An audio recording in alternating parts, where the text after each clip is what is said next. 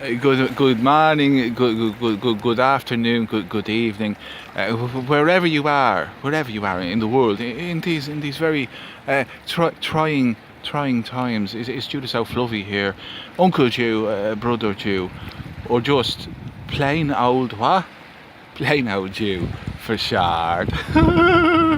Now I'm outside my back garden here. It just so happens to be a private beach. I own the beach. Thank you, national broadcaster, and thank you, gullible and very stupid Irish taxpayers. To whom I condescended, and I continue to condescend on a daily basis. Guys, please, I'm on the beach here. I'm taking the COVID very seriously, even though I'm on my own property. I'm taking it very seriously, because the COVID can get you at any time. So make sure you wash your hands, right? Wash your hands. People are asking how often should they wash their hands. If possible, just stand at the sink all day long washing your hands until the skin comes off, till you get what's it called, psoriasis. What's it called when you wash your hands too much? Well, anyway, that's a sign. If you start getting that condition, that's a sign that you're doing a good job. Yeah, and you're trying to keep the COVID at bay. Now, it's very difficult, of course.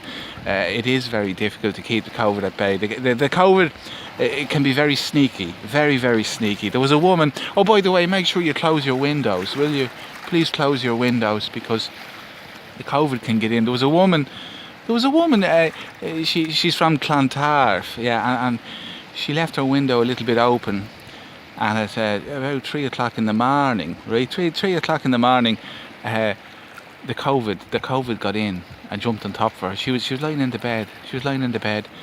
And her bed was by the window, and the COVID got in the window and jumped on top of her, and left her in a terrible state. She had to go to hospital. She'd 2 teeth knocked out. She'd a black eye, and she'd a punctured lung. And the COVID, she used to keep she used to save a bit of money from her pension, her old age pension, in the kettle, and sure, the COVID ran off with the kettle as well. Keep your windows closed. Keep your windows closed. Fresh air is very bad for you, because it's fresh air where the COVID is most in his element. Now, there was another case. I could go into other things now. I just want to very quickly say to Bridie down there in the County Clare, she's an absolute hero. She's a national treasure. As soon as she heard from the national broadcaster back in February that the COVID was about and was killing people, she locked herself into her tiny little cottage, and she hasn't come out the door. She's terrified. She hasn't come out the door since February. Now, I'm not very good at the counting, but that must be 9 or 10 months that she's imprisoned herself in her little thatched cottage in the County Clare.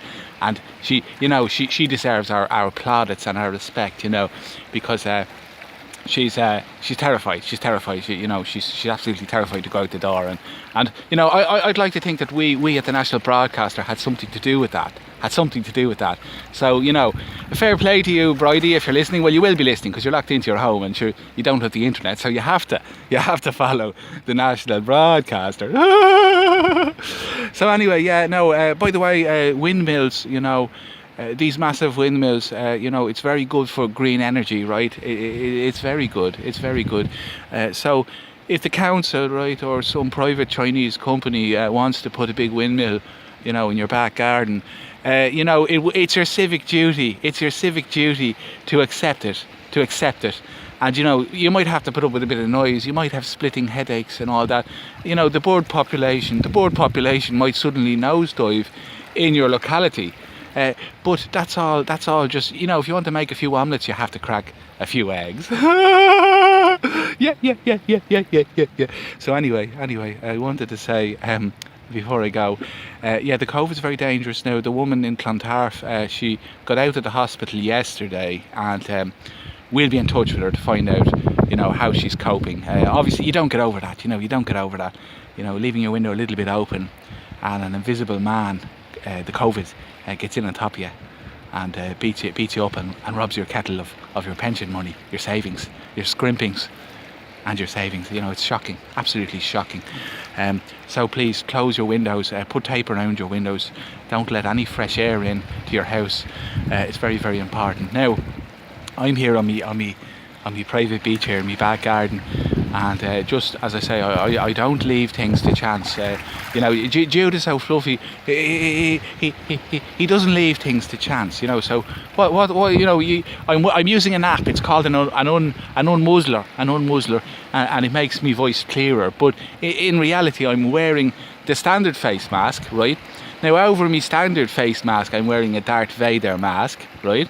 And over that, I'm wearing a visor.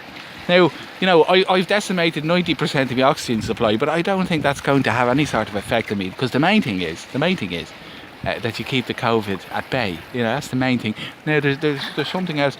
There have been COVID deaths across the country, and it's very, very sad. There was a guy in Arklow. He was driving to work, and little did he know it, but the COVID jumped into the engine of his car and made the car crash into a tree, and the man was killed. So that's a death due to COVID. The guy was 24. So, you know, people thinking that it can only happen to old people, you know, this guy in Arklow, you know, how dare you say that, people? How dare you? Shame on you that you would say that only old people can die. The family of this guy from Arklow, this 24-year-old fictitious character, you know, they're absolutely devastated. So how dare you say those things, you know, that only old people can get it, you know? Shame on you. This is what National Broadcaster, we love doing that. We love saying shame on you, and we like saying you're racist vitriol, and we like, what else do we like saying? We like saying how dare you. That's a great way of not engaging in a discussion and closing the discussion. Just say how dare you and point the finger at them. You know, it's wonderful.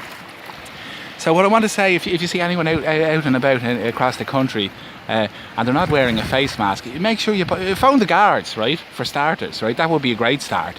Dob them in, right, rat them out, and then, you know, point the finger at them until the guards come, and keep pointing the finger at them, and, you know, shout, use the what do you call it, the Trump derangement syndrome, you know, scream your head off and just point at them and keep shouting at them and tell them that they're a biological terrorist. You know, that's what you got to do.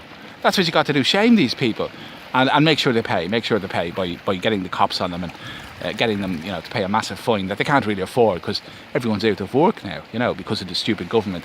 You know, me Howell, you know, great guy by the way. You know, great. You know, he doesn't have shifty eyes or anything. You know, he looks like a true leader of the people. A true leader of the people. So yeah, no. There was another thing. There was a man down there. He was in Monster Evan, right? And he went on. He wanted to do a parachute jump for charity, and he and his mates got up on the plane. And unfortunately for him, he didn't know that the COVID was hiding under one of the seats on the plane. And when he jumped out off the plane with his parachute, the COVID jumped out after him, right? But he couldn't see the COVID because it's invisible, right? But the COVID had a knife, and the COVID jumped on top of him as he was falling down, and the COVID started, you know, cutting away and stabbing at his backpack. So the man who was doing the parachute jump from Monster Evan, you know, he pulled the cord, right? But sure, when the parachute came out, it was all ripped up because of the COVID with the knife.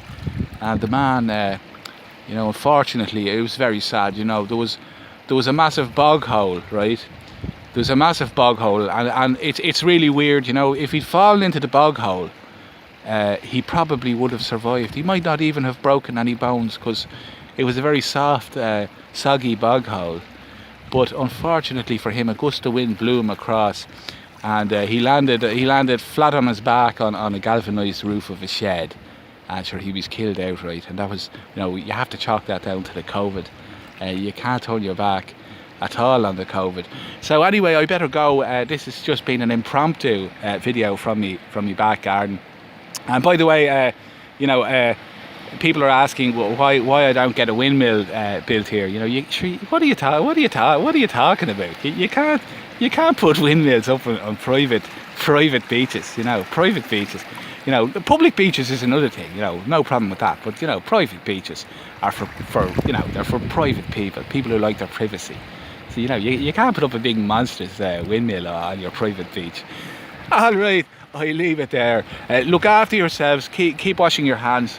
Keep wearing the mask. Oh Jesus! Look, there's a wasp. Oh God. I wonder is he carrying the COVID? Oh God, I better get out of here. I'm getting a bit breathless now. I think it's the COVID. I think the COVID's coming over me. It's nothing to do with the fact that I'm wearing a face mask, a Darth Vader mask. Oh, the wasp!